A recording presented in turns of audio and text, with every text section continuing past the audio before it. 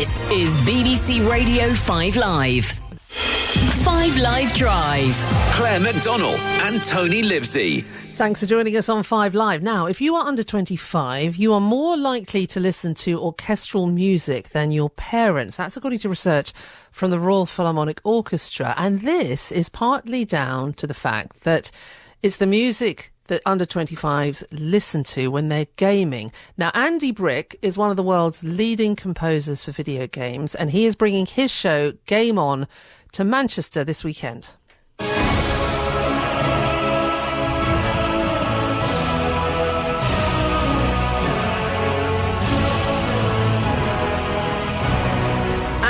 Going to be conducting the world-famous Halle Orchestra at Bridgewater Hall tomorrow as it performs iconic music from games like Assassin's Creed and World of Warcraft. You can hear that score now.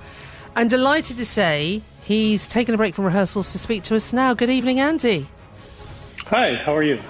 I'm very well. I know we don't have you for long because you're on a very tight schedule because you just flew in yesterday and you're performing tomorrow night, and I know rehearsals start again at 6, so let's crack on. I mean, it is really, really wonderful to know that young people are listening to music and it's all through gaming. So what made you think, you know what we need to do? We need to put those two together. We need live orchestras plus the pictures.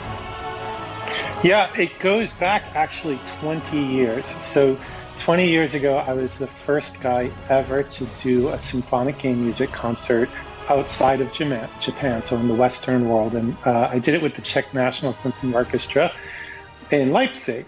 And at that time, I said to the orchestra, I think we have a chance here to bridge the gap between the younger generation audience and this great artistic institution that's been around for hundreds of years. That was 20 years ago. Fast forward now 20 years, and the BBC actually ran this great article, I think it was about a week ago, where they said Gen Z is really coming back to the orchestra. So now I think the mission is not just to bring them into the orchestra, but then to show them what this whole world is so that they become a lasting part of it. I mean, it's incredible to get young people back into concert halls, and that survey from the Royal Philharmonic Orchestra to say, the under 25s are more likely, they did it around Christmas, more likely to listen to classical music around the Christmas season than the over 55s. And it's all to do with gaming. And very often there's a lot of sort of negativity, isn't there, from parents towards children on gaming, and being online too much. But this is a massive positive, isn't it? I think that this is a massive positive, and I think it's a positive that is indicative of a lot of aspects of gaming that have not gotten as much attention as those that perhaps are looked down upon more. Certainly, there's violence in games, which everyone has to monitor, just as they do in films and any other media. But there's also incredible artwork, amazing paintings and drawings and wonderful music. I think that games have become sort of a cultural identity for an age group that now is coming to age. I mean, the average age of a gamer is now 34 years old. And so they're coming to age. They've got income, they've got their jobs, they're able to identify and embrace the types of arts that they want to go to. And this is the types of art that they want to go to.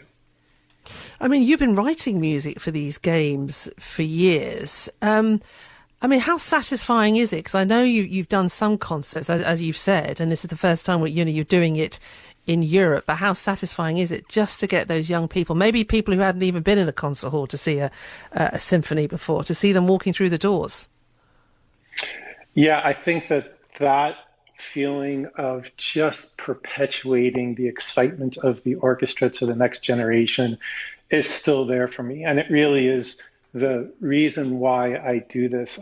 When I speak to an orchestra, I tell them this is what we're trying to do. We're trying to build this bridge between the next generation audience so that they can become your subscribers. So yeah, it's a really exciting experience. And I think it holds true pretty much anywhere in the world that I've been. So I've done concerts in Asia and I've done them across Europe and in the United States. And it's kind of the same perception that really the idea is to get these younger folks into the concert halls.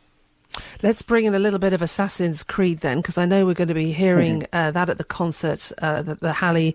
I mean, they're such incredible musicians. You've only just started rehearsals, but how are they going? They're amazing. The Halley are terrific. They're very, very quick. You know, a guy like me travels around the world, and I play with all sorts of different types of musicians. And I can tell you that the Halley is on par with the best musicians that I've had the opportunity to play with. Well, anyone who's had the pleasure of witnessing that orchestra will absolutely agree with that. And you're going to be playing clips from the games as well, aren't you? Yeah, so what we do is we have video clips that run simultaneously with the music. And the idea is that if you imagine that you're sort of in an art gallery and you're looking at paintings on a wall, well, instead of having a curator at the art gallery tell you about those paintings, we're letting the musicians tell you about the images that are up on the screen, the films and the videos that are up on the screen. A lot of the video is stuff that real diehard fans of the games will recognize, but some of it's brand new material that we have developed with the publishers of the games specifically for Game On. So there'll be some new exciting content for even the most diehard fans. Oh my! I wish I'd love to go. You've completely sold it to me. I don't know whether there's still tickets left, but if there are, go to the Halley Orchestra at Bridgewater Hall to check it out. I've got a text here, Andy, from Joe. He says my son's going to be late for his rehearsal with Andy. He's part of the Halley Youth Choir, waiting to hear the interview with his conductor. Please, can you get him on? Yeah. Andy's going to be late. Sorry about that, but worth hearing from you, Andy. And we really appreciate you taking the time out to talk to us. Best of luck with the performance. Okay, thank Wonderful you so much. to talk to you. That's that text from Joe, and that was Andy Brick, gaming composer and now conductor in front of the Halley Orchestra tomorrow evening.